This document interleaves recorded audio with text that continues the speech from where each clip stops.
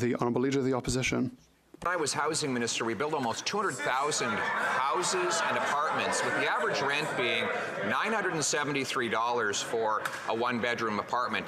But this Prime Minister is not worth the cost of housing, which has doubled 9 years after he and the NDP took power. What is he doing about it? He's giving $500 million to the Mayor of Toronto, who has just jacked up home building taxes by 20%. Why does he reward local government gatekeepers that block the homes that Canadians need? The Right Honourable Prime Minister. Mr. Speaker, we are leading on the efforts to solve this housing crisis with a plan that is ambitious and concrete. Meanwhile, after having his housing bill panned by experts as being, quote, exceptionally weak response to the housing crisis riddled with loopholes, the Conservative leader chose to repeatedly delay debate in this House since October on his bill. That's because he just doesn't care. When he was minister, he lost 800,000 affordable apartments and only built 6 affordable homes.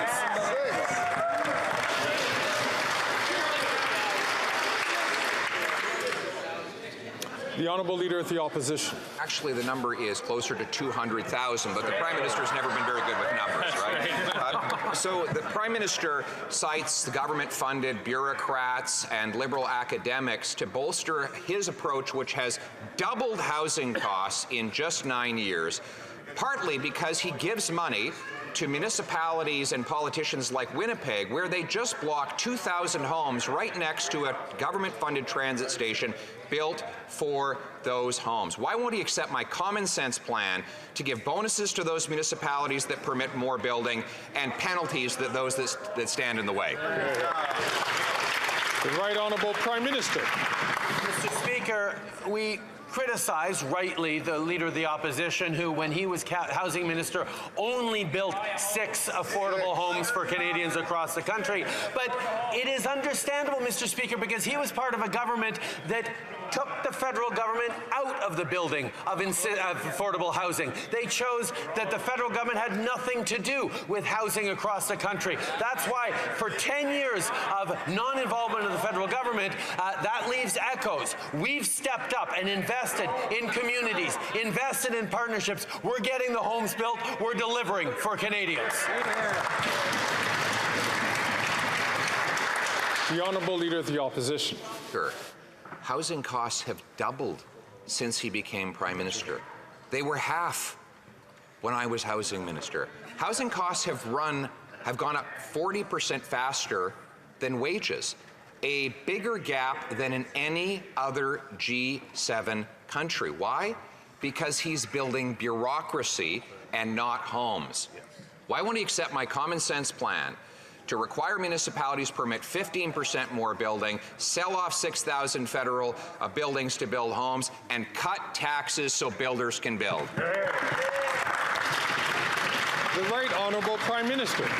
Mr. Speaker, just like when he was housing minister, his solution is to do less to help Canadians, to invest less in supporting municipalities as they build housing, to get out of the way and leave Canadians to fend for themselves. That is his political philosophy. It is a political philosophy. It's just not the one that supports Canadians. It's not the one that is delivering for Canadians as we step up with the most ambitious and achievable housing plan this country has ever seen.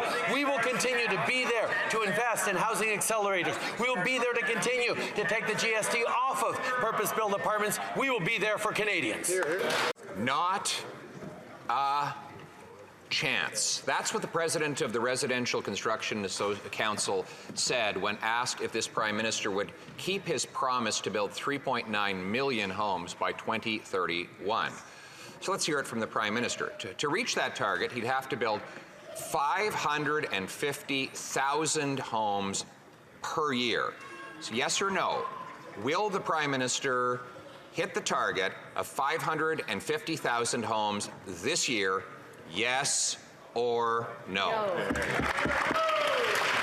The Right Honourable Prime Minister. Speaker, Canada is facing a housing crisis, and we need to take real action towards it, which is what we've done with the most ambitious and achievable plan that this country's ever seen. But, Mr. Speaker, that's not to say we haven't had housing crises before, and it's not to say we haven't solved housing crises before. At the end of World War II, there was a need for massive new housing, and Canada stepped up and got that housing built. Indeed, when the boomers came of age, there was a need for massive housing, and we made investments, and the federal government helped build housing across the country for boomers. We are doing that now as we build housing. The Honourable Leader of the Opposition. That was a wonderful history lesson, except it didn't answer the question. He promised he'd lower housing costs in 2015. He doubled them. He promised he'd double home building. It actually went down and is still dropping. But now he's promising 3.9 million brand new homes by 2031. That means he'd have to build 550,000 this year and every year. So once again, will the Prime Minister keep his promise to build 550,000 homes this year? Yes or no?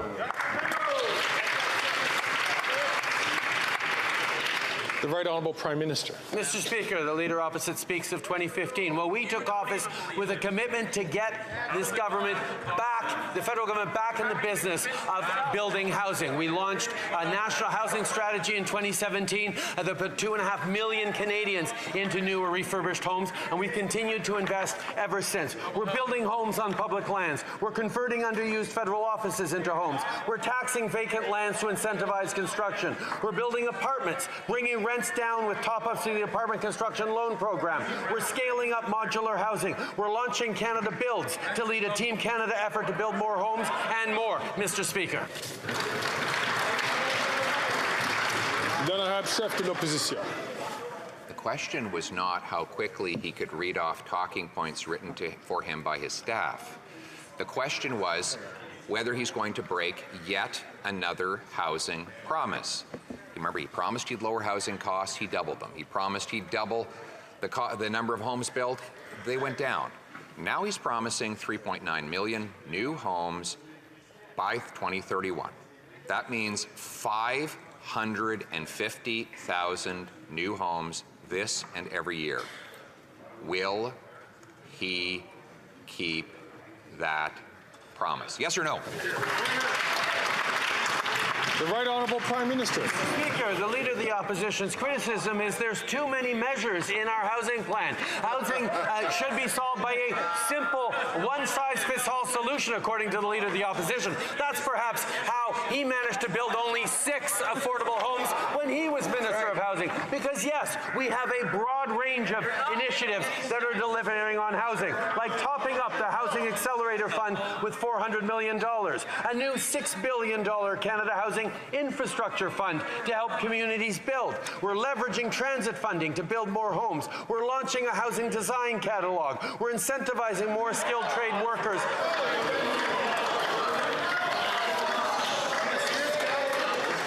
The Right Honourable, the Honourable Leader of the Opposition. He's announcing a catalog, everybody.